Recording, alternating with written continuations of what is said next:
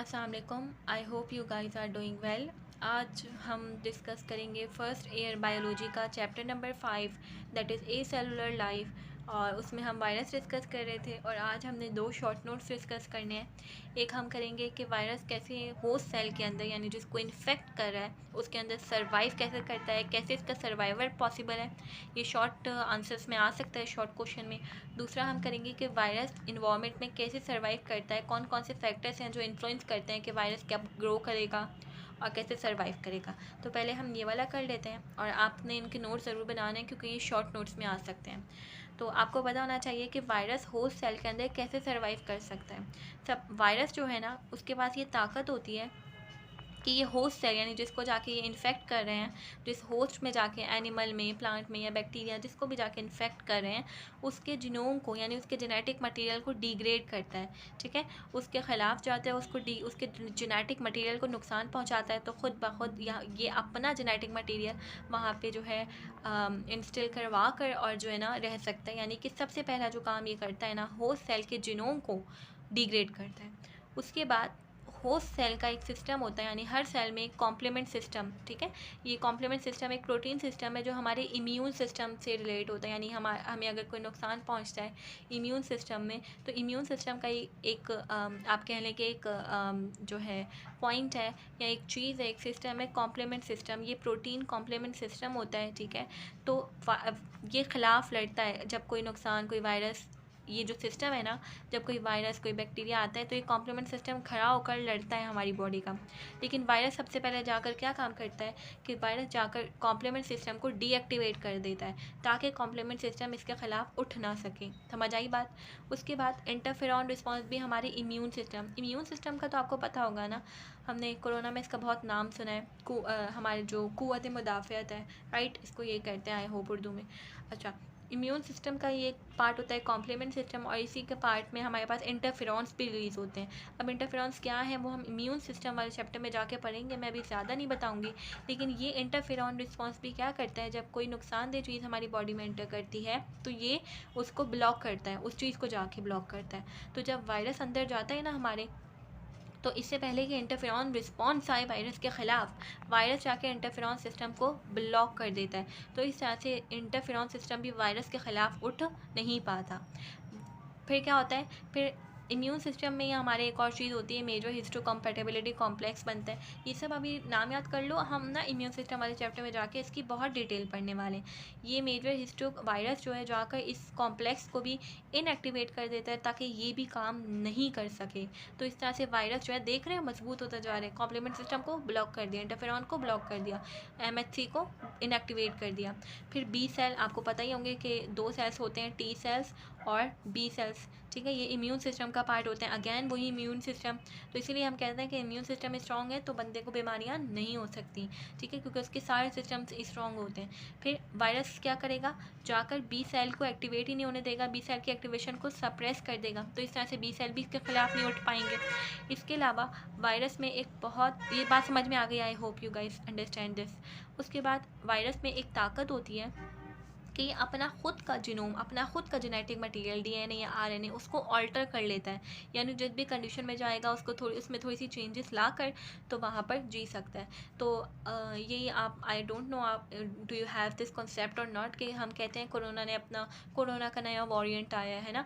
तो ऐसा आपने सुना होगा न्यूज़ में भी कि कोरोना का नया वॉरिएंट आया है, और वो गर्मी में भी हो सकता है, सर्दी में भी हो सकता है, ऐसी बातें हम सुनते हैं। तो वो यही होता है कि कोरोना वायरस ने अपना खुद का जीनोम ऑल्टर कर लिया और उसके अंदर अपने अंदर ऐसी कैपेबिलिटीज़ पैदा कर ली जिस वजह से वो डिफरेंट टाइप्स ऑफ एटमॉस्फेयर में ज़िंदा रह पाया। तो ये कुछ चीज़ें हैं, आपके पास 6 पॉइंट्स हैं जो आपको पता होने चाहिए कि होस्ट सेल के अंदर वायरस जाके क्या काम करता है कि वो इम्यून सिस्टम उसके ख़िलाफ़ खड़ा नहीं हो पाता, क्योंकि ये सारे काम कर रहा होता है वो। समझ आ गई। अब हम पढ़ते हैं कि वायरस इन्वायरमेंट में कैसे सर्वाइव करता है और कौन से फैक्टर्स हैं जो इन्फ्लुएंस करते हैं कि वायरस ग्रो करेगा नहीं करेगा, उसका सर्वाइवल पॉसिबल है नहीं पॉसिबल। तो ये 4 फैक्टर्स हैं, हम सबको डिटेल में पढ़ेंगे। पहले नाम देख लेते हैं, टेम्परेचर, रिलेटिव ह्यूमिडिटी, लाइट और pH। अच्छा, अब शॉर्ट क्वेश्चन इसमें आ सकता है, तो पहले तो आपने इसी तरह से लिख देना है और उसके बाद हमने डिस्कस करने हैं हर पॉइंट को डिटेल में। अच्छा, तो पहले है टेम्परेचर। हमने अभी बात करी कि वायरस के स्ट्रक्चर के अंदर प्रोटीन होता है ना, उसका जो कैप्सिड कोड होता है ना वो प्रोटीन का बना होता है, ऐसे ही पढ़ा था ना हमने। और वायरस के अंदर प्रोटीन होता है और न्यूक्लिक एसिड होता है, ये दो चीज़ें पढ़ी ना। न्यूक्लिक एसिड में आइदर डीएनए और आरएनए, ऐसे ही पढ़ा। तो जो टेम्परेचर जब हाई हो जाएगा, यानी कि टेम्परेचर हाई का मतलब गर्मी ज़्यादा हो जाएगी, लाइक टेम्परेचर मैंने बहुत बढ़ा दिया, तो क्या होगा कि वायरस के अंदर प्रोटीन्स मौजूद है, वो प्रोटीन्स और न्यूक्लिक एसिड मौजूद है, वो न्यूक्लिक एसिड, प्रोटीन्स और न्यूक्लिक एसिड दोनों डीनेचर होने लग जाएंगे, राइट।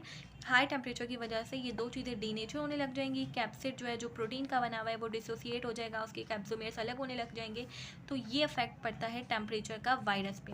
अच्छा, नॉर्मली हम देखते हैं जब 60 डिग्री सेंटीग्रेड से अबव टेम्परेचर जाता है तो जितने भी वायरस हैं हमारे पास वो इनएक्टिवेट हो जाते हैं। क्यों इनएक्टिवेट हो जाते हैं अगर आपसे रीजनिंग में पूछ लें? क्योंकि भाई उनका स्ट्रक्चर प्रोटीन और न्यूक्लिक एसिड का बना हुआ है, और प्रोटीन और न्यूक्लिक एसिड का ये बना हुआ स्ट्रक्चर हाई टेम्परेचर पे डिसोसिएट कर जाएगा, डीनेचर हो जाएगा।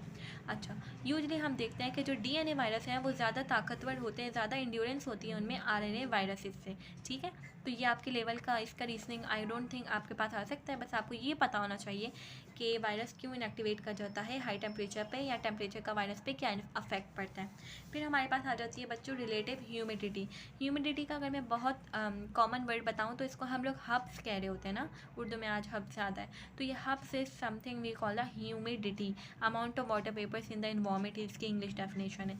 तो वो वायरस है जिनके बाहर एनवलप है ना, लिपिड का एनवलप मैंने बात की थी कि कुछ वायरस होते हैं जिनके बाहर एनवलप होता है, तो वो वायरसेस जिनके बाहर लिपिड का एनवलप है वो ज़्यादा वल्नरेबल हैं बनिस्बत उनके जो नॉन लिपिड वायरसेस हैं। इसका क्या मतलब हुआ कि वो वायरस जिनके पास एनवलप नहीं है वो टॉलरेट कर सकते हैं और वो सर्वाइव कर सकते हैं जब ह्यूमिडिटी यानी हब्स का लेवल बढ़ भी जाए, ठीक है। तो क्या कौन सा फैक्टर हमारे पास हेल्पफुल है? वायरस का एनवलप मौजूद ना होना। वायरस है जिनके पास एनवलप मौजूद नहीं है वो टॉलरेट यानी कि बर्दाश्त कर सकते हैं और वो सर्वाइव कर सकते हैं ज़्यादा टाइम पीरियड के लिए, जब ह्यूमिडिटी का लेवल ज़्यादा हो तब भी। समझ आई? उसके बाद हमारे पास आ जाती है लाइट। अच्छा बच्चों, लाइट का वायरस पे क्या इफेक्ट पड़ता है? लाइट जो है भाई पॉजिटिव इफेक्ट भी देती है वायरस पे और नेगेटिव इफेक्ट भी देती है।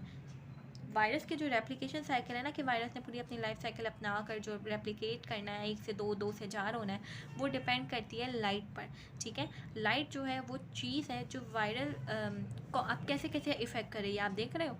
नेगेटिव भी इफेक्ट कर रही है, पॉजिटिव भी इफेक्ट कर रही है। सबसे पहले तो वायरस को रेप्लिकेशन करने के लिए चाहिए, तो ये एक पॉजिटिव पॉइंट हो गया। उसके अलावा अगर बहुत ज़्यादा लाइट होगी, अल्ट्रा वायलेट रेडिएशन होगी, तो वो वायरस को डीके कर देगी। ये हेल्पफुल पॉजिटिव पॉइंट था, and that is what we call the negative point. ये नेगेटिवली अफेक्ट कर रहा है वायरस को। और एक और भी अच्छा पॉइंट ये है कि वायरस को होस्ट सेल पे अटैच करने के लिए भी लाइट जो है वो लिमिट कर रही होती है, यानी लाइट कंट्रोल कर रही होती है इस चीज़ को भी, ठीक है। तो ये 2-3 चीज़ें जो आपने लाइट वाले पॉइंट में याद रखनी है। मैंने हर पॉइंट आपको समझा दिया है, राइट। उसके बाद पीएच आ जाता है कि पीएच कैसे अफेक्ट करता है वायरस की ग्रोथ के लिए। जो फेवरेबल पीएच है ना, यानी वायरस इस पीएच पे सही से ग्रोथ करेंगे, वो है 6.5। ये एमसीक्यू पॉइंट ऑफ व्यू के लिए याद रखना है, पॉइंट ऑफ व्यू से बहुत इंपॉर्टेंट है, राइट। और यूजली ये वाला जो आपके पास जो पीएच है ना, 7.2 से ऊपर गया, 8 तक गया, या 5 से नीचे आया, या 5.5 से नीचे आया, तो ये वायरस के लिए अच्छा नहीं होता। अच्छा क्या होता है? 6.5। अच्छा, उसके बाद वो वायरस जिनके बाहर एनवलप लगा हुआ है, हाई पीएच में जाते ही वो हाइड्रोलाइज होने लग जाएंगे, यानी ये भी अच्छा पॉइंट नहीं है एनवलप होना। अभी हमने ह्यूमिडिटी में भी पढ़ा था कि अच्छा पॉइंट नहीं है, और यहाँ पे भी पढ़ लिया कि अच्छा पॉइंट नहीं है। वो वायरस जिनके पास एनवलप नहीं लगा हुआ, जिनके पास एनवलप नहीं है, वो डिस्ट्रॉय हो भी सकते हैं और नहीं भी हो सकते, ठीक है। अच्छा, वो हो भी सकते हैं और नहीं भी हो सकते, लेकिन पीएच के अनफेवरेबल होने की वजह से उनकी रेप्लिकेशन की पावर यानी 1 से 2, 2 से 4 होने की पावर ज़रूर चली जाएगी, राइट। तो ये 4 हमने डिस्कस किए, टेम्परेचर, रिलेटिव ह्यूमिडिटी, लाइट और पीएच। नेक्स्ट वीडियो में हमने डिस्कस करना है स्ट्रक्चर बैक्टीरियोफेज का। I hope you guys like the video. अल्लाह हाफिज़।